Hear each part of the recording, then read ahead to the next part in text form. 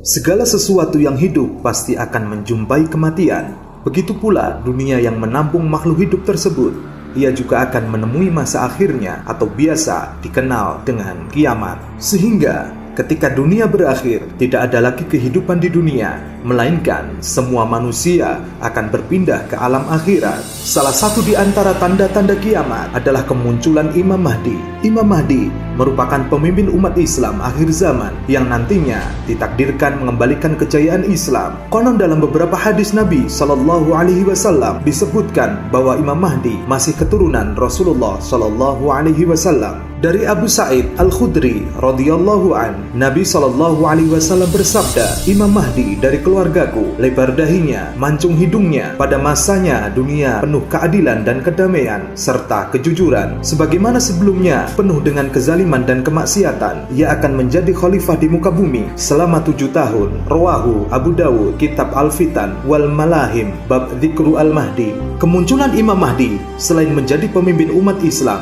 ia juga akan memimpin perang terbesar sepanjang sejarah, sekaligus perang terakhir yang bernama Malhamah Al-Kubra. Dalam perang tersebut merupakan perseteruan dua kubu antara mujahidin terbaik dari umat Islam militan melawan pasukan terbaik dan terlatih dari seluruh Eropa. Pasukan tersebut terdiri dari 80 bendera yang masing-masing bendera membawa 12.000 pasukan terbaik dan semuanya adalah laki-laki. Sebagai pemimpin perang besar yang pernah ada, Imam Mahdi muncul setelah meteor menabrak bumi dan seluruh listrik dan teknologi mati untuk selamanya. Muncullah Dukhon berlangsung 40 hari 40 malam. Setelah Dukhon, bumi mengalami kemarau panjang selama 40 hari 40 malam. Iklim bumi ekstrim, paling lama 3 tahun jaraknya. Dajjal keluar dari persembunyiannya. Imam Mahdi muncul setelah hantaman meteor pada bulan Ramadan. Dengan cepat ia menaklukkan dunia dengan nama Jazirah Arab. Imam Mahdi sebelumnya hanya seorang pelajar di Madinah, tapi dalam satu malam dia diubah oleh Allah Subhanahu wa Ta'ala, memiliki kemampuan tidak hanya ahli bahasa, cerdas, tapi juga ahli dalam strategi perang. Dia merupakan orang yang paling berani, cekatan,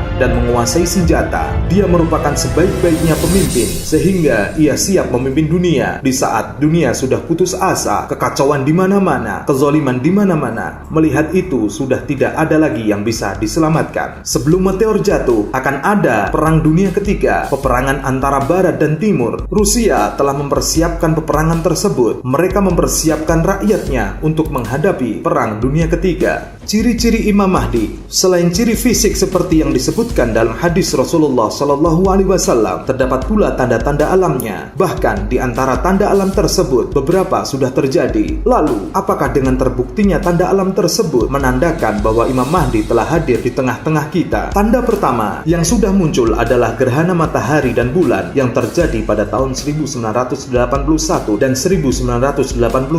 Ibnu Hajar Al-Haytami Al-Qaul Al-Mukhtasar fi Alamati Al-Mahdi Al-Muntadhar menuliskan, sebelum kemunculan Imam Mahdi akan berlaku secara berturut-turut 2 gerhana pada bulan Ramadan. Maka sadarlah bahwa tanda-tanda kemunculan Imam Mahdi akan atau sudah terjadi. Kedua, munculnya bintang berekor atau komet 1986.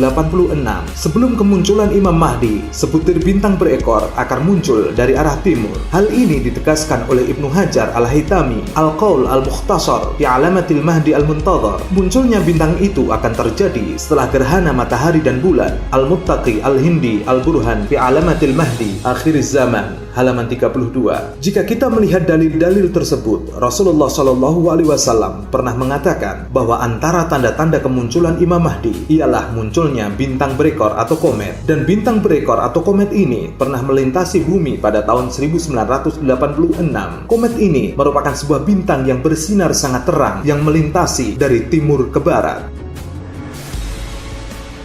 Ketiga, perang di bulan Syawal. Akan ada huru-hara di bulan Syawal, bulan ke-10 dalam kalender Hijriyah. Pembicaraan tentang perang di bulan Dzulqa'dah, bulan ke-11 dalam kalender Hijriyah, dan pecahnya perang di bulan Dzulhijjah, bulan ke-12. Allamah Muhaqqiq As-Sharif Muhammad Ibnu Abdur Rasul. 3 bulan yang dimaksud dalam hadis ini kebetulan bertepatan dengan bulan-bulan berkecamuknya perang Irak dan Iran. Pemberontakan huru-hara pertama atas Iran berlangsung pada 5 Syawal 1398 atau bertepatan dengan Senin 8 September 1976 seperti yang ditunjukkan dalam hadis ini, dan perang meletus antara Iran dan Irak pada bulan Dzulhijjah 1400 atau Oktober 1980 berawal dari tahun 1976 ketika huru-hara pertama pemberontakan Raja Iran yaitu Shah Iran Pahlavi jatuh pada tahun 1976 pada bulan Syawal, dan peperangan Iran dan Irak pada tahun 1980 pada bulan Dzulhijjah. Setelah itu terjadi dua gerhana dalam bulan Ramadan pada tahun 1981 sampai 1982, 2 tahun berturut-turut. Hadis tentang kemunculan Imam Mahdi itu bahasa kiasan yang bisa kita andaikan bahwa beliau telah hadir dalam artian telah lahir, tapi bukan telah muncul keberadaannya. Kemungkinan Imam Mahdi telah lahir pada tahun 1981 atau 1982 ketika terjadi dua gerhana dalam satu bulan Ramadan dulu. Jika Imam Mahdi telah lahir pada tahun 1981, maka umur Imam Mahdi sekarang